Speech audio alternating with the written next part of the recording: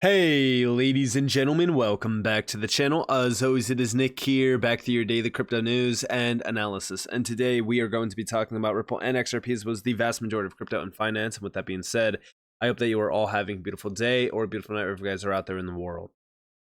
One thing that I really want to talk to you guys about, and I'm just going to be upfront with all of you, is the fact that we are here now at a very significant time in history. And if you want to believe that, or if you don't want to believe it, that's okay.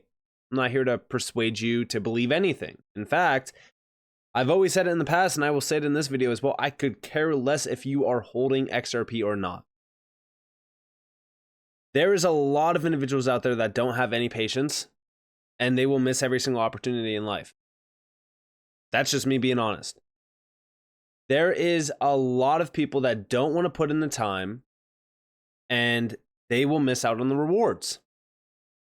I've said investing in the past is like going to the gym. You don't go to the gym on Monday and you're not fit by Friday. It takes time. There's a lot of hard work. There's a lot of sacrifice put in. There's a lot of time put in. Being an XRP holder for years now, I have seen it all.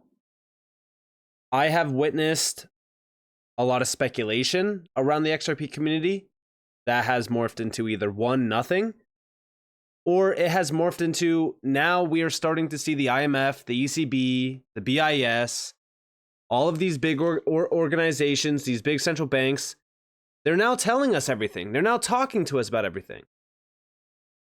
But again, you have the retail crowd, which is the typical retail crowd.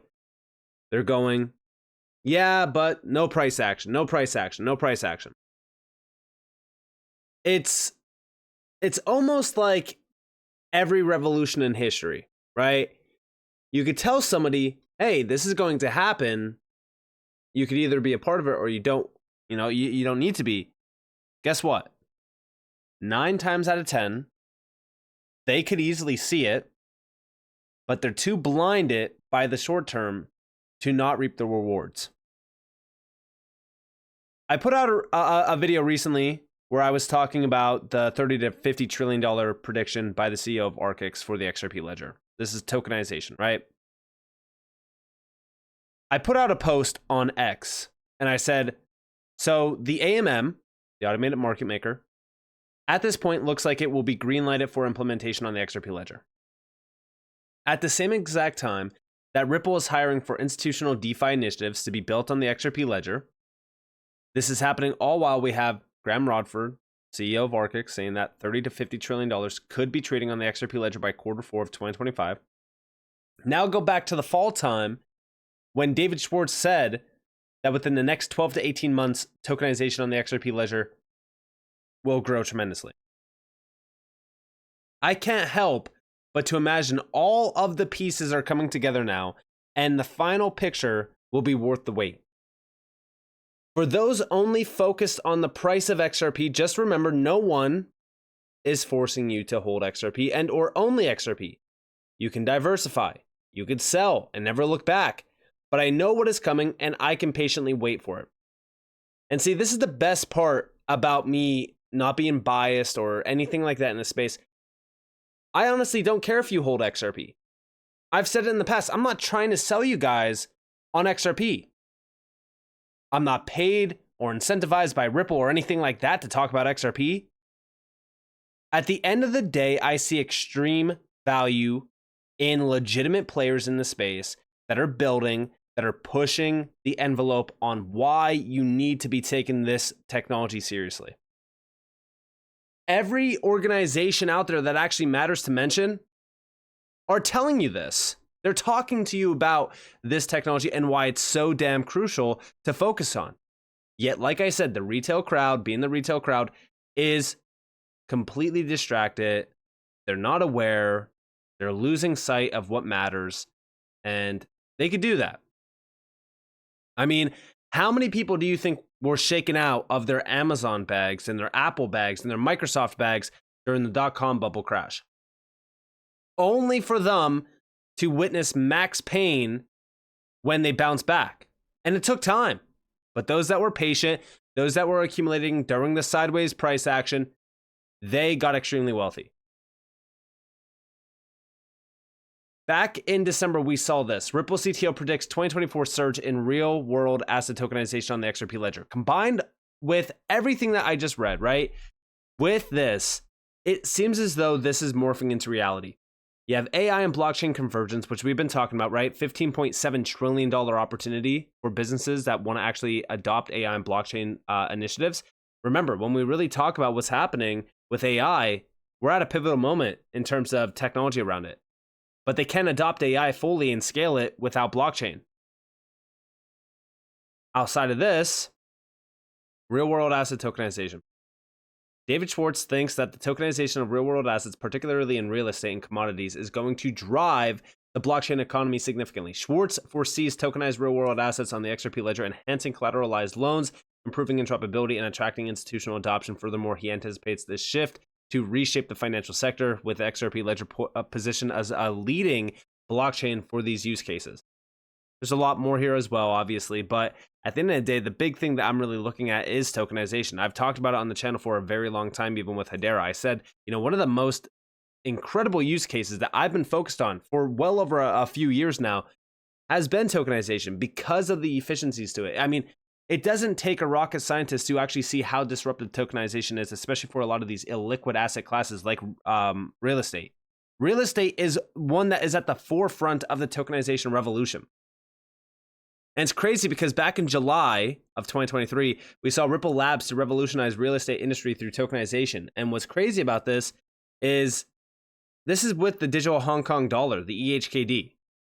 Now, this is a POC, but this is huge considering the fact that this is all through the Ripple CBDC platform. And it's with tokenization. And by the way, this was a great insight showing you that this is how things are working with CBDCs when it comes to Ripple. Because tokenization, it does incorporate the XRP Ledger as well. CBDCs are gaining traction globally, and Ripple CBDC team are focusing in on the real-world use cases for CBDC or stablecoin. Last week, I shared 2 real use cases at the CEE FinTech conference in Romania. Tokenization is the future of real estate. The pilot combines the hypothetical EHKD, tokenized real estate, and finance lending protocols, allows users to tokenize real estate as collateral for loans. And what's crazy about this, right, is that when we really look at what's going on here, this is a $300 trillion plus asset class. I mean, I don't think enough people are seeing how much money is actually trapped behind a lot of these illiquid asset classes like real estate. It is a global $300+ trillion asset class, but the problem is that it's not liquid. It really is one of the most illiquid asset classes out there. Tokenization is revolutionizing. That's why at the forefront of the tokenization revolution, real estate is number one. And what's crazy about this is Ripple has been at the forefront of this. In fact, Ripple has been one step ahead of the game every single damn step of the way. Back in August, they put out this report, the Tokenization Revolution. And what's funny about this is they also have the stablecoin races on as well. And that goes back to 2022. I think it was like November of 2022. See, because like when we look at CBDCs and stablecoins, it's all tokenized money. This is happening now at a time where everyone wants just one thing, and it's XRP pumping. If you're going to chase the green every step of the way, you're going to miss out on a lot of what's actually happening. Again, I'm not coming on here to tell you guys what you want to hear. I'm here to tell you what's actually going on. This tokenization revolution, you are going to see this impact everyone. Everyone. The BCG predicted $16 trillion, which we did address in the past. I think that they're undercutting this severely. Every financial leader is ready for tokenization. JP Morgan, Bank of America, I mean, every leader out there. And what's crazy about this is that innovators are exploring the use of tokenization on the XRP Ledger for real-world assets like NFTs in real estate and carbon credits. And this is just a start. You had Ducati with the XRP Ledger with NFTs. I mean, there is so much going on here. But we can tell that this is all a part of the Internet of Value, and tokenization is only going to continue to grow. Hundreds and hundreds and hundreds of trillions of dollars out there. I mean, when we really look at some of these asset classes, even cross-border payments technically are going to be revolutionized by CBDCs, stablecoins, things like that. And for all those individuals out there that are saying, what about XRP? Where does XRP fit? The XRP Ledger is purpose-built for all of this. The best way that I could describe everything that is happening here is that it's not just going to be XRP and the XRP Ledger, right?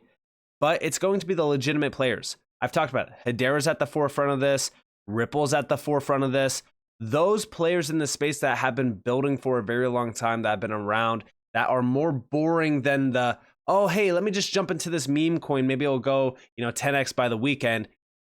The legitimate players versus the hype and speculation, long term, nothing will last forever like the long-term giants that are actually putting in the time and effort.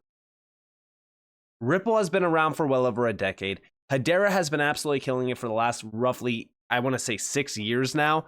When we look at the names in the space that are putting in the time and effort, those are going to be the ones that are around for the next 5, 10, 15, 20, 50 years.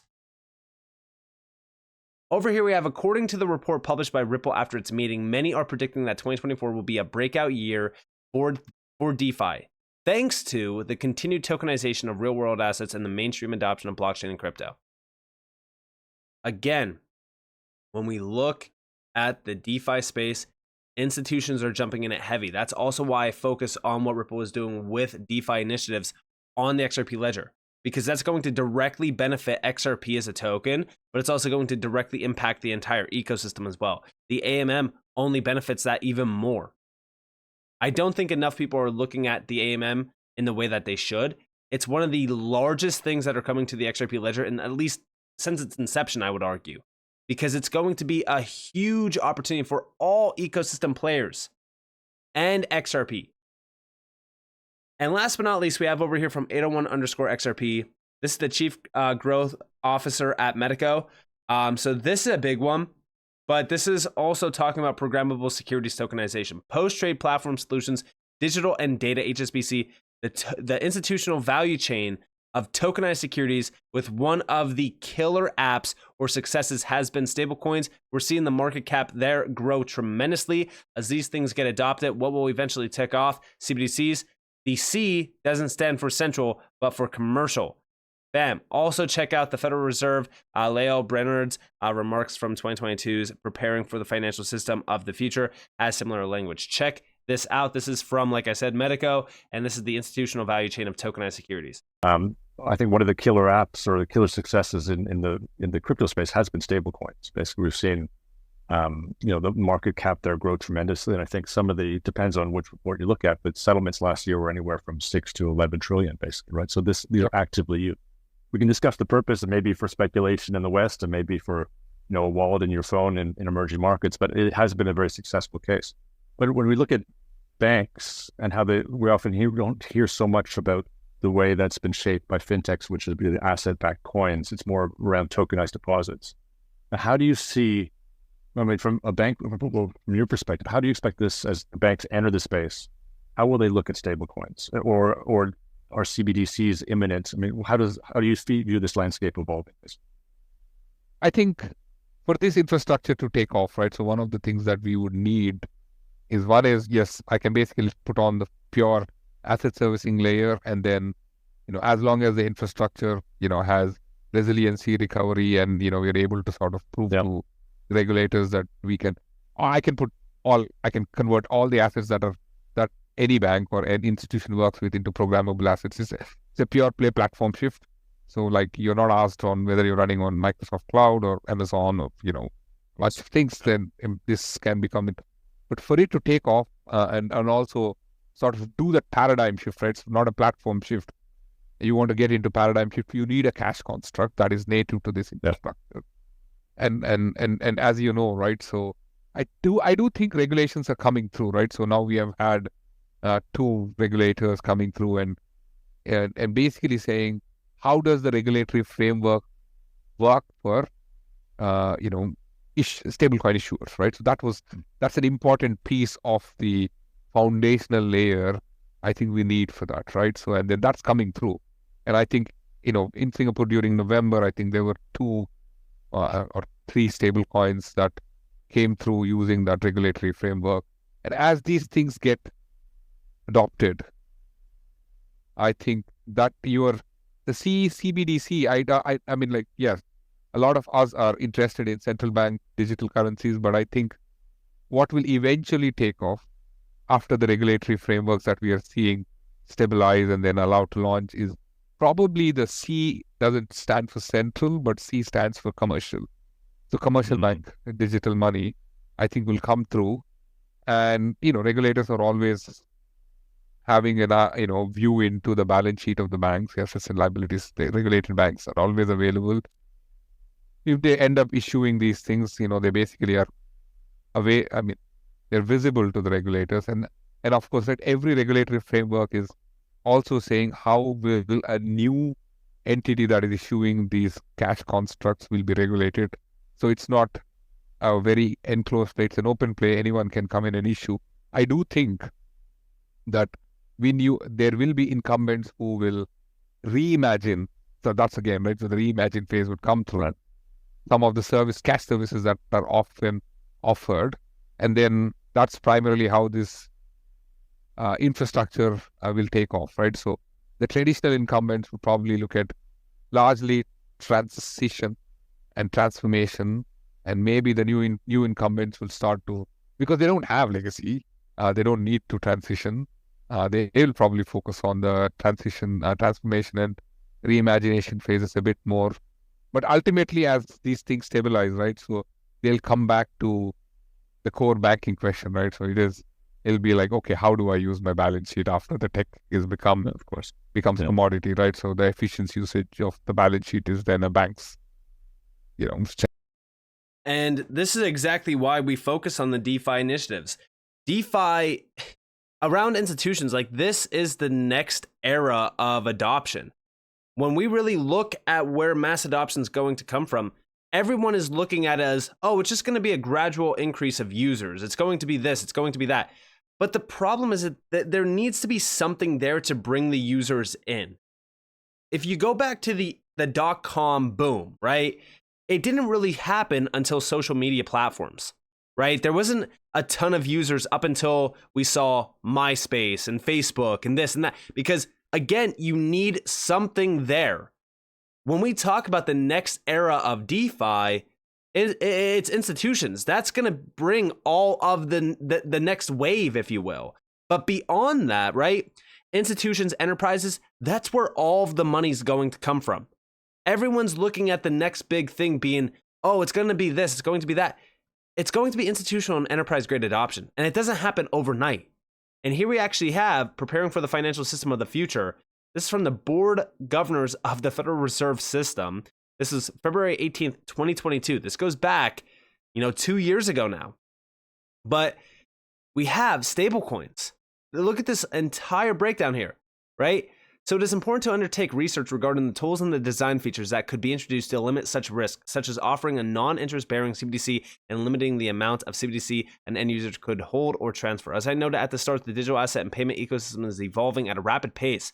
Thus, it is also important to contemplate the potential role of a CBDC to promote financial stability in the future financial system, in which a growing range of consumer payment and financial transactions would be conducted via digital currencies such as stablecoins. If current trends continue, the stablecoin market the future could come to be dominated by just one or two issuers.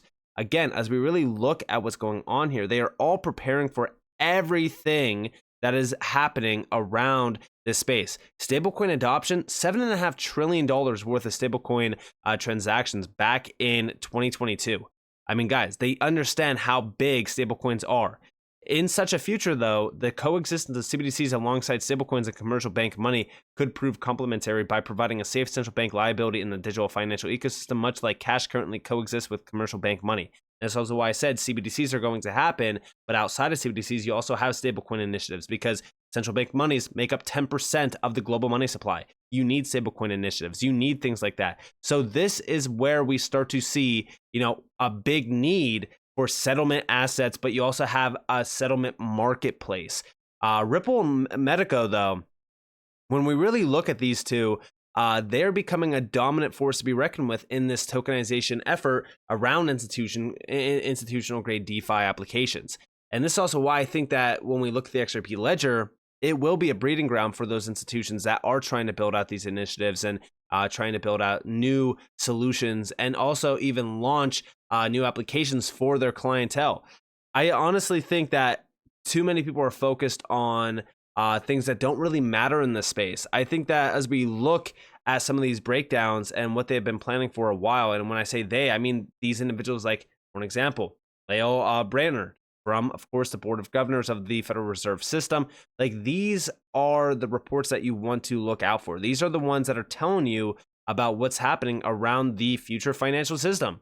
I mean, in the last couple years, you've always heard that term, the new financial system, the new financial system. And guess what? It's being prepared by these, significant figures in, guess what? The current financial system. So they're preparing for it. And the big leaders that are going to be architects, if you will, of this new financial system are going to be the ones that have been around for a while, that have been ahead of the curve. And Ripple is one of those big leaders. But everything that we have been seeing in just the last couple months, I mean, all of these big moves being made around the XRP Ledger and even around Ripple, I truly believe that these are all steps that are needed in order for us to actually have this happen and have XRP at the forefront of it. So with that being said, I hope that you guys enjoyed this video. If you guys definitely leave a like, subscribe to notifications on because more free content. You guys are more than welcome to follow me on Twitter and join the free Discord in the description below. And with that being said, guys, thanks for watching. This has been Nick. Peace out.